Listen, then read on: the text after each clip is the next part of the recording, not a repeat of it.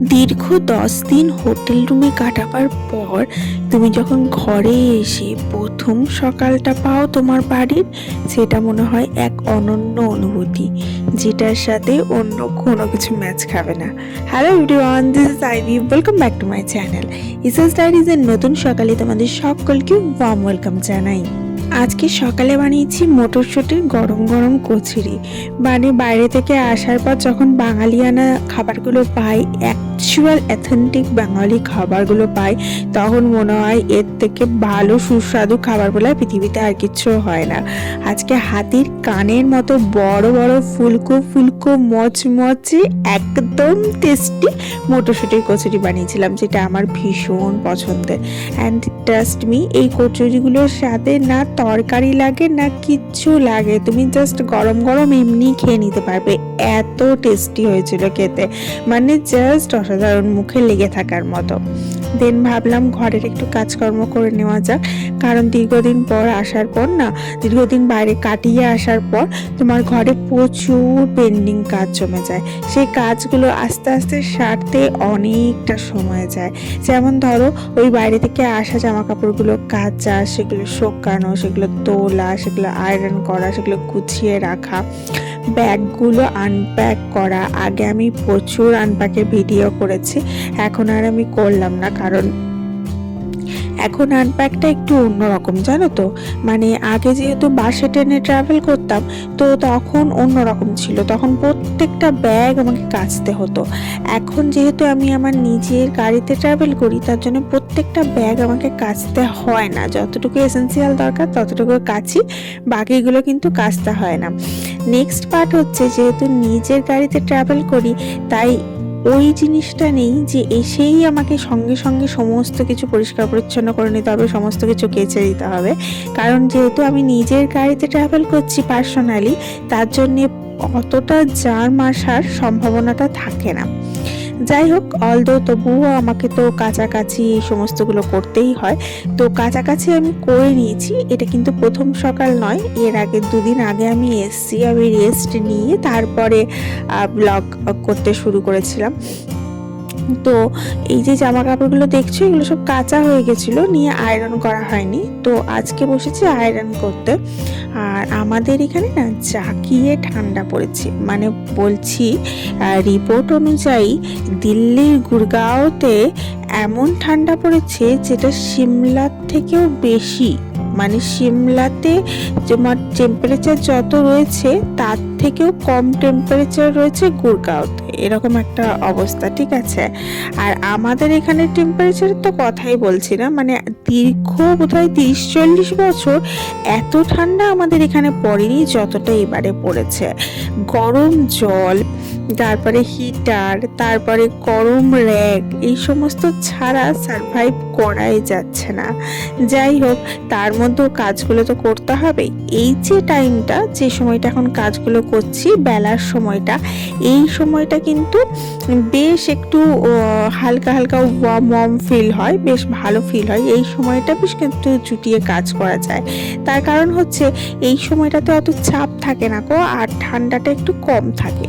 কিন্তু সকালের দিকে, আর্লি মর্নিংয়ে বা ইভিনিংয়ের দিকে আর কোনো কিছু কাজ করতে ট্রাস্ট মি ইচ্ছা করছে না, কারণ এতটাই ঠান্ডা পড়েছে, মনে হচ্ছে লেপ কম্বল চাপা দিয়ে বসেই থাকি চুপচাপ।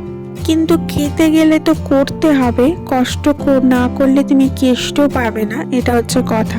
যাদের অফিস কাজ করা, দোকান পার্টি করা, তাদেরকে সকালবেলা উঠে বেরোতে হবে এবং রাত্রেবেলা ওই ঠান্ডার মধ্যেই ফিরতে হবে। এবং যারা ঘরে কাজ করছে, তাদেরকে ঠান্ডা জল ঘেঁটে বাসন ধোয়া এবং ঠান্ডা জল ঘেঁটে রান্না করা, সেটা করতেই হবে, কারণ এরই নাম তো জীবন।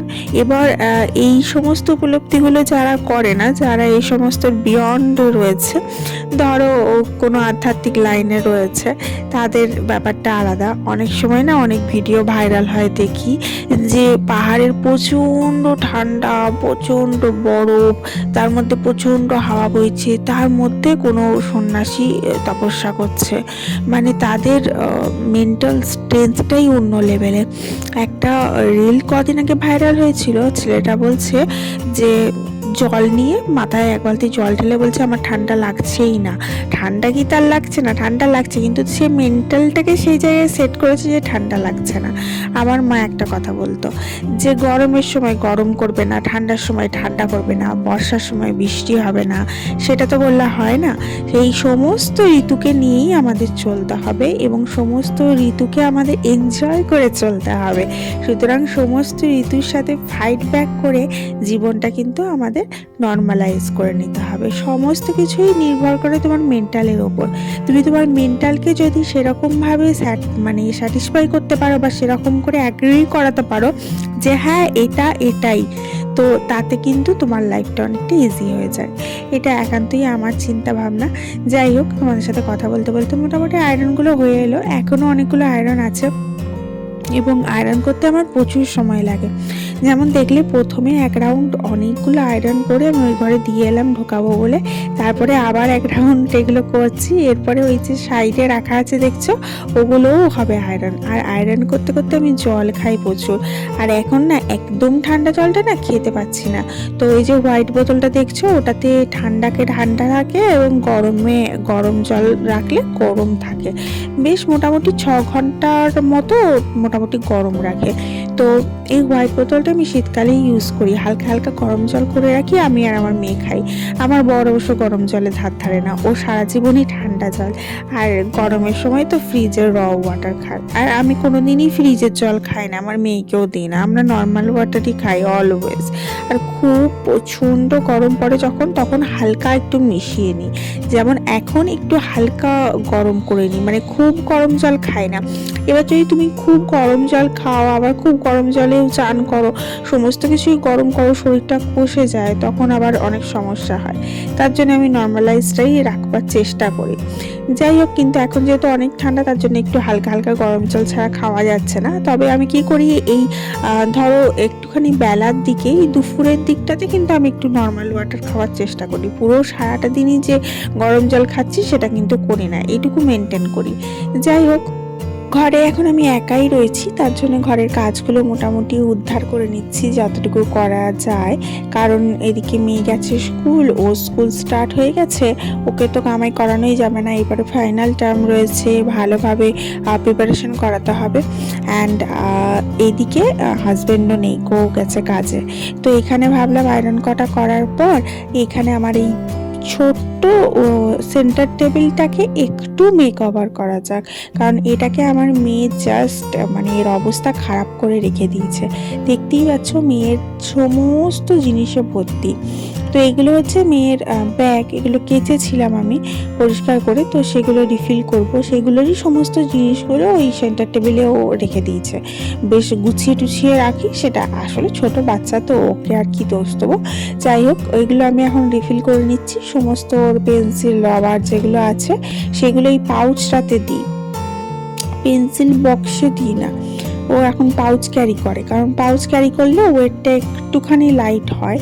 আমি যতটা ওয়েট লাইট করা যায় আর কি, কারণ অনেক কিছু ক্যারি করতে হয়। এই দেখো, তোমাদের একটা জিনিস দেখাই, এটা আমার মেয়ে বানিয়েছে, ওদের স্কুল প্রজেক্ট ছিল যে দারাজু, হচ্ছে কি বলে ওটাকে, আরে দাড়ি পাল্লা, ইয়েস দাড়ি পাল্লা ওদের স্কুলে বানাতে বলেছিল। অ্যান্ড যেহেতু মেজারমেন্ট ওদের রয়েছে সিলেবাসের মধ্যে ম্যাথে, তো ওই দাড়ি পাল্লাটা ও ডিআইওয়াই করেছে এবং সেইটা স্কুলে সাবমিট করেছিল। এবং স্কুল থেকে তো রেখে দেয় না, স্কুলে ওটাকে সাইন টাইন করে ফেরত দিয়ে দেয়। তো ওইটাকে ওই যে রাখা রয়েছে ওটাকেও ফেলে দেবো।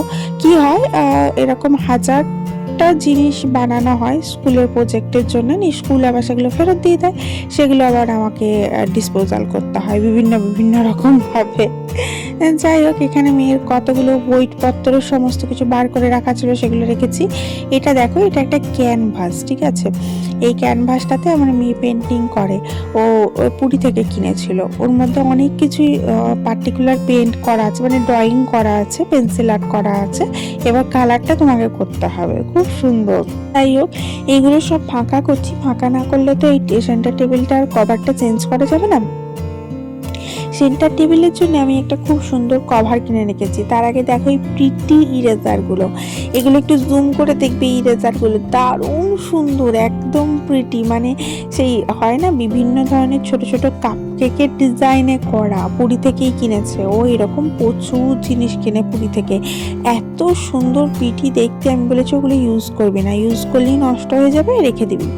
যাই হোক, এগুলো সমস্ত কিছু তুলে নিলাম এবং এই দেখো এটা একটা পড়ে ছিল, ওটাকে ফেলে দিলাম। এবং এখানে যেটা পুরনো টেবিল ক্লথ পেতে রেখেছিলাম আমি, এটা ঠিক সেন্টার টেবিল ক্লথ নয়, এটা হচ্ছে এক টুকরো কাপড়ই বলতে পারো, যেটা সেলাই করা রয়েছে আগাপোস্ত, এবং সেটাকে আমি একটা কভার হিসেবে ইউজ করে নিয়েছি। সব সময় তো সব কিছু অ্যাভেলেবিলিটি পাওয়া যায় না ঘরের মধ্যে, কিন্তু তুমি ঘরের মধ্যে থাকা জিনিসগুলোকে নিজের অ্যাভেলেবেল অনুযায়ী ব্যবহার করে নিতে পারো, এটা আমার মনে হয়। তার জন্য আমি সেটাই করে থাকি। যাই হোক, এই কাপড়টা যেহেতু কাচতে দেবো, তার জন্য এইটা দিয়েই আমি একটু সেন্টার টেবিলটা ভালোভাবে মুছে দিলাম, পরিষ্কার করে দিলাম। কারণ যে কাপড়টা আমি কাচতে দেবো সেটা দিয়ে একবার মুছে দিলে পরিষ্কার হয়ে যাবে। আর এই সেন্টার টেবিলটা আমার ভীষণ শখের, অনেক শখ করে কিনেছিলাম। যাই হোক, চলো এবার টেবিল ক্লথটা পেতে নেওয়া যাক।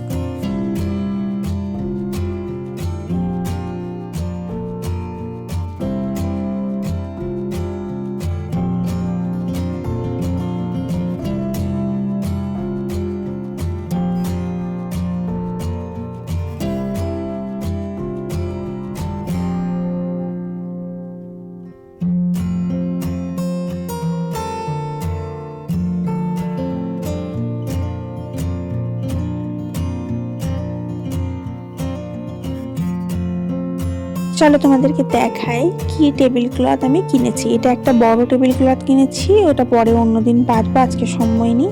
এটা হচ্ছে সেন্টার টেবিল ক্লথ কিনেছি, কি সুন্দর দেখতে, দেখো না, দেখেই তোমার প্রেমে পড়ে যাবে তুমি টেবিল ক্লথটা। এত সুন্দর কাজ করা, এই কাজটা না পুরোটা সুতো দিয়ে করা, পুরোটা এত সুন্দরভাবে, আর দেখতে অসাধারণ লাগছে পাতার পর। যাই হোক, তোমরা কিন্তু ভিডিওটা অবশ্যই একটা লাইক করো, ছোট্ট করে শেয়ার করে দিও বন্ধু বান্ধবের সাথে, আর চ্যানেলটা টুক করে সাবস্ক্রাইব করে নাও। যাই হোক, এবার একটু আমি সাজিয়ে নিই, তারপরে তোমাদেরকে ভালোভাবে দেখাচ্ছি যে কেমন লাগছে টেবিল ক্লথটা পাতার পর। তো এখানে আমি একটুখানি ডেকোরেশন করে নিচ্ছি নিজের ঘরে থাকা জিনিসগুলো দিয়ে। আর বলতে পারো এগুলো ঘরে থাকা জিনিস নয়, এগুলো আমার মেয়ের জিনিস, সমস্ত কিছু যা দিয়ে আমি ডেকোরেশন করছি, সমস্ত কিছু। ওয়াটার ফিল্টার একটা ছোট একটা টেডি বিয়ার, ছোট একটা ট্রে, কিউট পড়া, এবং ছোট ওই ক্রস অ্যান্ড জিরো খেলাটা। অ্যান্ড এই দেখো কি সুন্দর লাগছে, জাস্ট ওয়াও লাগছে দেখতে, ভালো লাগছে না? কি সুন্দর লাগছে না? আমার তো মন ভরে গেল দেখে, মানে এত ভালো লাগছে এই টেবিল ক্লথটা, কি বলবো, এত পছন্দ হয়েছে। যাই হোক, এই টেবিল ক্লথটা কিন্তু আমি মেলা থেকে কিনেছি, মেলার ভিডিওটা পরে একদিন দেবো, দেখা হচ্ছে কালকে।